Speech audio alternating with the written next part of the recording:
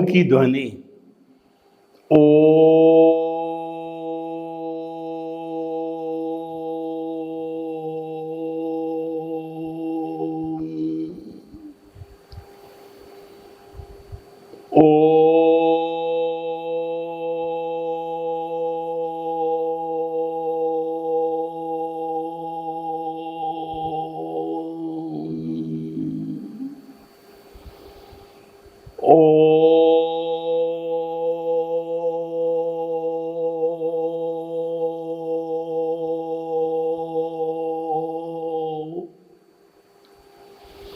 आरंभ की ध्वनि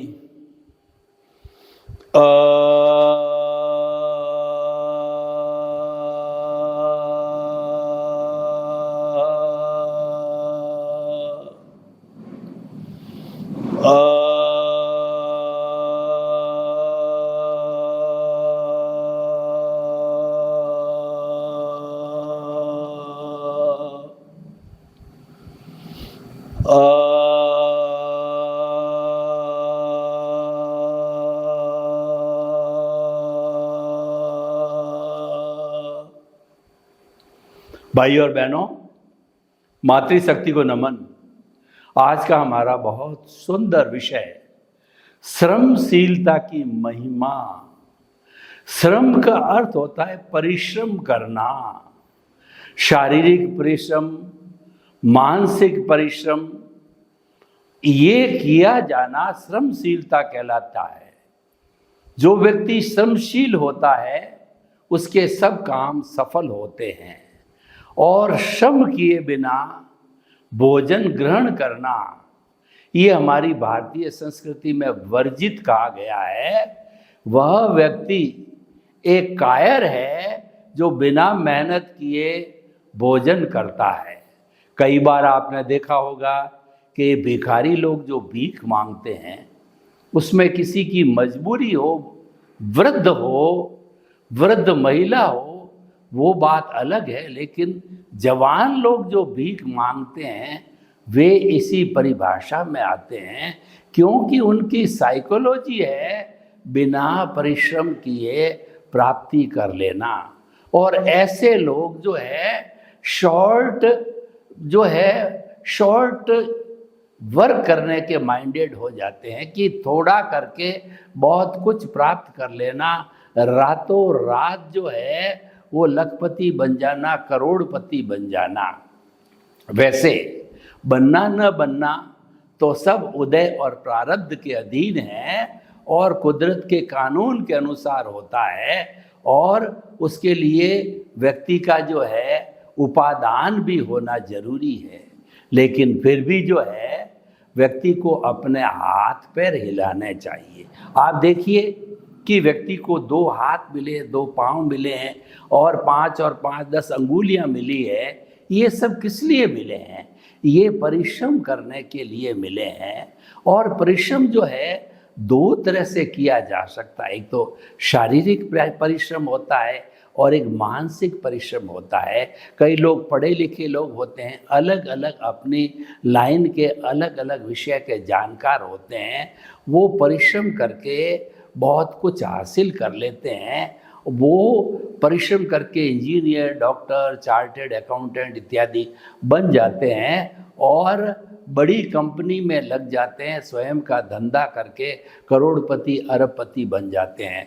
कई बेचारे जो है वो इतना कर नहीं सकते, उनके ज्ञानावरणीय कर्म का जो है उदय होता है तो वो ऐसा कर नहीं पाते हैं। लेकिन उनका शरीर हष्ट पुष्ट होता है तो वो शरीर की सहायता से जो है परिश्रम करते हैं। जैसे मजदूर है, कुली है, ठेला चालक है और जो टैक्सी चालक है इत्यादि इत्यादि।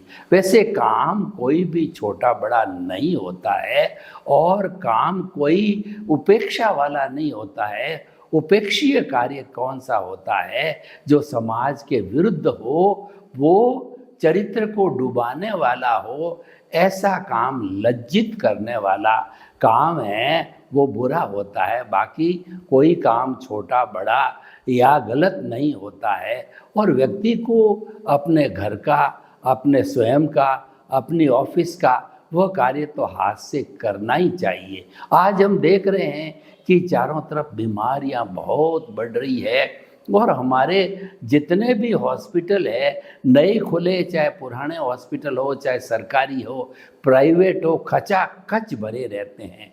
क्या आपने कभी इस पर रिसर्च की कि ऐसा क्यों हो रहा है? मैंने इस पर गहन रिसर्च किया। इसका मुख्य कारण यह कि व्यक्ति फिजिकल लेबर नहीं कर रहा है और करना भी नहीं चाहता। किसी के पास में साधन है, अच्छी बात है, उस साधनों का उपयोग करके वह अपनी फिजिकल लेबर को बचा सकता है, वो टायरनेस को बचा सकता है। लेकिन जो हमारा भोजन हम करते हैं, बेसिकली जितनी कैलोरीज हम लेते हैं वो तो बर्न होना ज़रूरी है। अगर वो कैलोरी बर्न नहीं होती है तो हमारे फैट बढ़ती। इसीलिए मेडिकल डॉक्टर लोग कहते हैं न्यूट्रिशियस भोजन लो। न्यूट्रिशियस भोजन का मतलब क्या? उसमें 20% प्रोटीन हो, 10% कार्बोरेट हो और 10% फैट हो, 6% मिनरल हो, 60% पानी हो, इत्यादि इत्यादि होने से वह न्यूट्रिशियस भोजन होता है, वो स्वास्थ्यवर्धक होता है। और देखिए, भोजन का जो है हमारी कार्य प्रणाली से सीधा संबंध है। कहा भी गया है कि जैसा अन्न वैसा मन। व्यक्ति का जो है जैसा अन्न खाएगा उसके वैसे विचार हो जाएंगे। मैं आपको एक कथा बताना चाहता हूँ कि महाभारत की जो रचना हुई और जो है वो विष्णु पितामह को, गुरु द्रोणाचार्य को और जो कृपाचार्य गुरु जी को पूछा गया कि आप इतने धुरंधर हैं और आपके रहते रहते महाभारत हो गया, द्रौपदी का चीर हरण हो गया, तो आप क्या उसको रोक नहीं सकते थे? तो उन्होंने कहा कि हमारे से भारी गलती हुई है। और गलती क्यों हुई इसका भी स्पष्टीकरण उन्होंने दिया कि दुर्योधन जो है हठी है, स्वार्थी है, जिद्दी है और वो मॉरल लेस व्यक्ति है। तो उसका अन्न खा कर के जो है हमारी बुद्धि भ्रष्ट हो गई और उस वक्त हम चुप बैठे रहे, हमने प्रोटेस्ट नहीं किया जब द्रौपदी का चीर हरण हुआ। इसी कारण से जो है ये महाभारत का युद्ध हुआ। उन्होंने अपनी गलती स्वीकार की और उसका कारण जो है अन्न बताया। इसीलिए जैसा अन्न वैसा मन, जैसा हम भोजन करते हैं वैसे हमारे विचार बनते हैं, जैसे विचार बनते हैं वैसे भाव बनते हैं। अगर मैं आपको पूरी जो है थ्योरी बताऊं तो जैसा भाव वैसा भव, और भाव से जो है हमारा विचार बनता है, विचार से आचार बनता है, आचार से व्यवहार बनता है और व्यवहार से हमारा व्यक्तित्व बनता है। सब एक दूसरे से जुड़े हुए हैं। तो हमारे भोजन का बहुत बड़ा संबंध हमारे मन वचन काया की प्रणाली से होता है, क्योंकि मन वचन काया जो चलते हैं विटालिटी से चलते हैं, वे जो चलते हैं वो कर्ण वीर्य से चलते हैं। और कर्ण वीर्य जो बनता है भोजन, पानी, सूर्य की गर्मी और जो है अग्नि, जठरा अग्नि वगैरह, इन सब से मिलकर के बनते हैं और उसी से ही मन वचन काया की सभी क्रियाएं होती है। अगर हम उसका दुरुपयोग करते हैं, नहीं नेगेटिव थॉट्स में ले जाते हैं, गलत कार्यों में ले जाते हैं, तो हमारी एनर्जी वेस्ट हो जाती है और हम परोपकार के कार्य नहीं कर पाते, सदुपयोग नहीं हो पाता है। तो भाई और बहनों, देखिए आप, जो हमारा विषय श्रमशीलता का महत्व है, हर युग के अंदर श्रम को महत्व दिया गया है और जो व्यक्ति श्रम करता है उसके अच्छी भूख लगती है, अच्छी नींद आती है और जितना वो भोजन करता है कैलोरीज बर्न हो जाती है और व्यक्ति का स्वास्थ्य जो अच्छा रहता है। भोजन जो है, ये जो हमारा श्रम जो है, ये भी मध्यस्थ भाव से होना चाहिए। श्रम के लिए ऐसा नहीं होना चाहिए कि हम इतना श्रम कर लें कि हमारी इंद्रियां थक जाए, मन थक जाए, शरीर शिथिल पड़ जाए। जब शरीर शिथिल पड़ जाता है तो न तो हमारा व्यवहार जगत का काम होता है, न हमारा निश्चय जगत का काम होता है। शरीर कॉमन है दोनों में, इसीलिए कहा गया कि शरीर माध्यम खलु धर्म साधनम। ये जो हमारा शरीर है जिससे हम परिश्रम करते हैं, ये जो है धर्म करने का एक माध्यम है। तो धर्म की बात चल पड़ी तो मैं परिश्रम की महिमा जो है एपिसोड के हिसाब से जो है भीतर के परिश्रम की बात करता हूँ। परिश्रम जो है दो तरह का होता है, एक रिलेटिव पुरुषार्थ कहलाता है और एक रियल पुरुषार्थ कहलाता है। रिलेटिव पुरुषार्थ हमारे व्यवहार जगत का पुरुषार्थ है जो मन वचन काया से किया जाता है। इसको हम दार्शनिक भाषा में, अध्यात्म विज्ञान की भाषा में इसको अज्ञान कहते हैं। अज्ञान बुरा नहीं है, अज्ञान से संसार चलता है। अगर संसार में से अज्ञान निकाल लो, व्यक्ति के आत्मा के साथ से अज्ञान निकाल के जीरो कर दो, एक भी कण अज्ञान का नहीं रहे, तो वह आत्मा तो सिद्ध बुद्ध मुक्त अवस्था में है ही है। उसको अशुद्ध करने वाला है वह यही अज्ञान है। अज्ञान निकल गया तो ये तो सिद्ध शिला के अंदर ईश्वर बनने के लिए चली जाती है, हमेशा हमेशा के लिए सिद्ध बुद्ध मुक्त बन करके शाश्वत सुख में जाके विराजमान हो जाती है। तो हमें उस परिश्रम की ओर भी ध्यान देना चाहिए, क्योंकि परिश्रम हर प्राणी करता है। देखिए, पक्षी उड़ता है, ये परिश्रम है। गाय जो है इधर उधर घूमती है, चारा खाती है, दूध देती है, ये उसका परिश्रम है। और जो ऊंट है वो सवारी ढोता है, बोझ ढोता है, ये उसका परिश्रम है। हर एक अपना अपना परिश्रम करते रहते, हर प्राणी करता है, परिश्रम है। और इसीलिए वो सारा रिलेटिव पुरुषार्थ है, वह व्यक्ति पीछे से लेकर के आता है, क्योंकि जो हमारा मन वचन काया तथा उससे जुड़ी हुई हर अवस्था मात्र कुदरती रचना है और वह व्यवस्थित है। जो हमारा मन वचन काया ये जड़ है और ये उदय और प्रारब्ध है, ये परिणाम है, ये रियल पुरुषार्थ नहीं है, रिलेटिव पुरुषार्थ है। क्योंकि हम संसार में जीते हैं और हर व्यक्ति ये कहता है कि अगर मैं मेहनत नहीं करूँगा, पुरुषार्थ नहीं करूँगा, उद्यम नहीं करूँगा, तो मैं कैसे बड़ा आदमी बनूंगा, कैसे सफल बनूंगा। तो हम इस बात का समर्थन करते हैं, लेकिन वह सब रिलेटिव पुरुषार्थ है, क्योंकि उसका संबंध शाश्वत सुख से नहीं है। वह तो उदय और प्रारब्ध है, वो तो करना पड़ेगा, वो मैंडेटरी है, हम लेके आए हैं और उसका कंट्रोल है कुदरत के हाथ में। जब व्यक्ति जन्मता है तभी कुदरत वो चार्ज अपने हाथ में ले लेती है।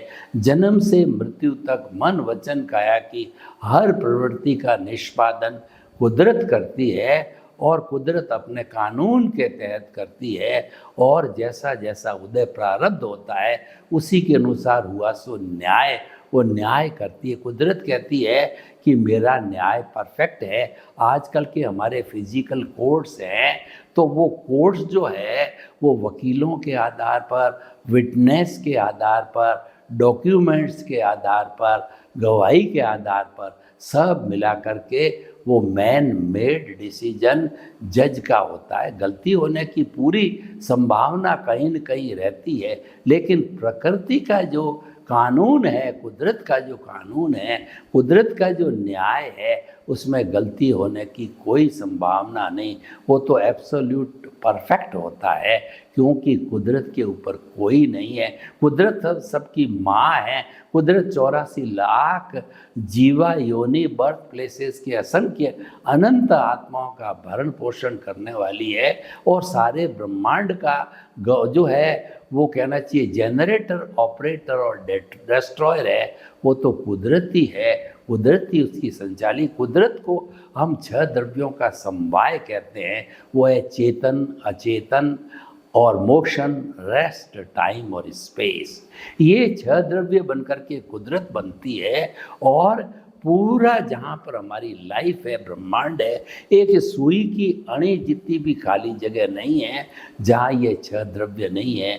ऐसा न हुआ है, न होता है, न भूतो न भविष्य, कभी हो ही नहीं सकता, क्योंकि लाइफ इन छह से ही चलती है और सारा कुदरत का संचालन है ये छह समवाय करते हैं, वो कुदरत का कानून कहलाता है। तो भाई और बहनों, हम आपको परिश्रम की बात कह रहे हैं, रियल पुरुषार्थ की बात कर रहे हैं। देखिए, जो हमारा रिलेटिव पुरुषार्थ है वो क्रिया है, वो किया जाता है, पर क्रिया तो परिणाम होता है, क्रिया से मुक्ति नहीं है। अगर आप शाश्वत सुख चाहते हो तो हमारा लाइव पार्ट है वो शाश्वत सुख है, भावों से होता है, क्योंकि शाश्वत सुख हमारे भीतर विराजमान प्रभु का जो है वो एम्बेडेड इनहेरेंट क्वालिटी है। अनंत ज्ञान, अनंत दर्शन, अनंत शक्ति, अनंत सुख का धाम है। अनंत का अर्थ इन्फिनिटी नहीं, अनंत का मतलब क्वालिटेटिव। जितना भी आत्मा के गुण हैं ये चारों, ये क्वालिटेटिव है, हाईएस्ट क्वालिटी के होने के कारण अनंत कहे गए हैं। तो ये अनंत सुख का धाम है, हमारी आत्मा में है, वो बाहर नहीं है। उसको पहचानना, उसको केंद्र में रखना, उससे बात करना, उसको रिझाना, और उसको जो है हमारा जो ये आज्ञा चक्र है, दर्शन केंद्र है, वहाँ पर शुद्ध भावों के साथ में प्राण प्रतिष्ठा करके विराजमान होकर के जिंदा भगवान के रूप में, और ये तब तक विराजित रहे जब तक ये स्वयं मुक्ति को नहीं चला जाता है। हमने जो है प्राण प्रतिष्ठा कर दी, तो हमें जैसे मूर्ति के भगवान के हम इर्द गिर्द घूमते हैं, परिक्रमा करते हैं, उनका जाप करते हैं, उनका ध्यान करते हैं, तो हमारा अध्यात्म विज्ञान जो है ये संवर पूर्वक निर्जरा करता है। उसको हम रियल पुरुषार्थ कहते हैं। संवर पूर्वक निर्जरा है वो रियल पुरुषार्थ है, क्योंकि वह मुक्ति का मार्ग है। संवर पूर्वक का अर्थ यह है कि ऐसा पुण्य बंधे जो कि मोक्ष के लायक हो, सहायक हो, जो आपको मुक्त करने वाला हो। और निर्जरा का अर्थ होता है अज्ञान का आत्मा से हटना, अज्ञान का छटना। और जैसे कि बादल जो है छटते हैं जब सूर्य पूरा तपता हुआ दिखाई देता है, तो उसी तरह से समस्त जो अज्ञान के बादल छट जाए, तिमिर छट जावे अज्ञान रूपी, तो ये आत्मा प्रकट हो जाता है, यानी सिद्ध बुद्ध और मुक्त हो जाता है। तो भाई और बहनों, ये रियल पुरुषार्थ है। अपने आप को पहचानना, अपना स्पर्श करना और अपने से वार्ता करना, ये हमारा रियल पुरुषार्थ है। इसीलिए रियल पुरुषार्थ है वो भीतरी जगत का विषय है, और क्रिया है वो रिलेटिव पुरुषार्थ है, वो बाहरी जगत का है। उसको बंध पूर्वक निर्जरा, यानी हमारी दुर्गति रुक जाती है और हमको शुभ गति यानी देव गति या मनुष्य गति मिलती है। लेकिन अगर संवर पूर्वक निर्जरा यानी अपनी आत्मा का स्मरण किया जाए, मैं शुद्ध आत्मा हूँ, मैं शुद्ध आत्मा हूँ, 24 आवर्स जो है एक ही जागृति बनी रहे, और तेल की धार कैसे होती है वैसी धार बनी रहे कि मैं शुद्ध आत्मा हूँ। 24 आवर्स जो है तेल की धार टूटनी नहीं चाहिए, ये सतत जागृति कहलाती है। और ऐसी सतत जागृति अगर 48 मिनट्स तक केवल आत्मचिंतन रहे और हमारे भाव कहीं इधर उधर न जाए, तो ऐसी स्थिति होने पर केवल दर्शन की प्राप्ति हो जाती है। फिर नेक्स्ट बर्थ में उसका परिणाम केवल ज्ञान होकर के हम सिद्ध बुद्ध और मुक्त बन जाते हैं। तो भाई और बहनों, ये सब रियल पुरुषार्थ यानी ये परिश्रम की महिमा है। रियल पुरुषार्थ में करना कुछ नहीं होता है, रियल पुरुषार्थ में समझ को क्लियर करना होता है। इसीलिए दर्शन को समझ कहा गया है और ज्ञान हमारा अस्तित्व है। हमें ये बेभान नहीं होना कि मैं कौन हूँ। अगर हम बेभान होकर के ये मान जाते हैं कि मैं सोहन राज हूँ और ये सोहन राज से जुड़े हुए रिश्ते नाते पद प्रतिष्ठा धन दौलत संपत्ति सब मेरे हैं, मैं और मेरा से जुड़ जाते हैं। आई प्योर सोल है प्लस माई अज्ञान इक्वल टू बॉन्डेड सोल होती है, और उस बॉन्डेड सोल में से माई यानी अज्ञान को माइनस कर दिया जाता है, तो I minus my equal to pure soul हो जाती। तो कुल मिला करके अज्ञान का नाश ही सच्चा नाश है, अज्ञान का त्याग ही सच्चा त्याग है। हमारे लक्ष्य के अंदर आत्मा रहनी चाहिए, हमारे केंद्र में आत्मा रहनी चाहिए। सेंटर में आत्मा रहेगी तो निश्चित तौर पे हमारा लक्ष्य भी निर्धारित हो जाएगा कि इस अज्ञान को लक्ष्य करना है, इस अज्ञान को जीरो करना है। और जब प्रभु केंद्र में है तो प्रभु के जो गुण हैं, सम्यक ज्ञान सम्यक दर्शन, उपयोग लक्षणों जीव, जीव का लक्षण उपयोग है, उपयोग सम्यक ज्ञान सम्यक दर्शन वो कहते हैं, वो हमको स्वतः ही आशीर्वाद रूप में एप्लीकेशन के लिए मिल जाते हैं। इसीलिए भाव जो है वो लाइव पार्ट होता है, लाइव पार्ट की एप्लीकेशन से कॉज पढ़ करके उसके ऊपर उन भावों पर कोड चढ़ करके और नया कर्म बनता है जिसको हम कॉज कहते हैं। उसकी पूरी प्रोसेसिंग फैक्ट्री है वर्तमान का ज्ञान दर्शन और आपकी प्रतिष्ठित आत्मा, जिसके अंदर मन बुद्धि चित्त अहंकार होता है। आपका इंटरेस्ट होना चाहिए कि इंटरेस्ट आपका आत्मरंजन में या मनोरंजन में है। मनोरंजन में आप चले गए तो मिथ्या ज्ञान मिथ्या दर्शन की एप्लीकेशन में चले गए, और आत्मरंजन में आप रहे तो प्रभु आपके साथ है और आपको उनका ही कहना चाहिए नौकरत्व या दासत्व स्वीकार करना है। तो आपने सम्यक ज्ञान सम्यक दर्शन की एप्लीकेशन कर ली, तो कॉज को जो है वो ज्ञान दर्शन से पढ़ते हैं। ज्ञान दर्शन को ही भाव कहते हैं। भाव और विचार में अंतर क्या है कि भाव के साथ में ज्ञान दर्शन है वो लाइव है, और जो विचार है वो जो है हमारा डिस्चार्ज है, वो जड़ बन जाता है।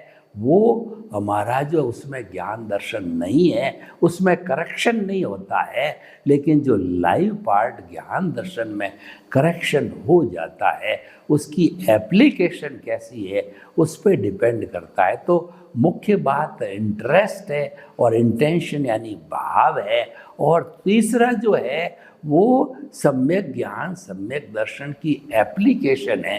अगर आपको हम जो परिश्रम की बात कह रहे हैं, परिश्रम की महिमा की बात कर रहे हैं, अगर आपको रिलेटिव परिश्रम की ओर ध्यान देना है, शाश्वत सुख को प्राप्त करना है, या इसी जन्म में उसकी नींव लगानी है, तो आप परिश्रम जो है रियल कीजिए। रियल का अर्थ ये हुआ कि हमारा विकास हो रहा है। तो हम निष्कर्ष रूप में ये कह सकते हैं कि जो परिश्रम दो तरह का होता है, रिलेटिव पुरुषार्थ, रिलेटिव परिश्रम जो है वो मन वचन काया से होता है जिससे संसार चलता है, और रियल पुरुषार्थ रियल परिश्रम होता है, उससे हमारे को शाश्वत सुख की नींव लगती है।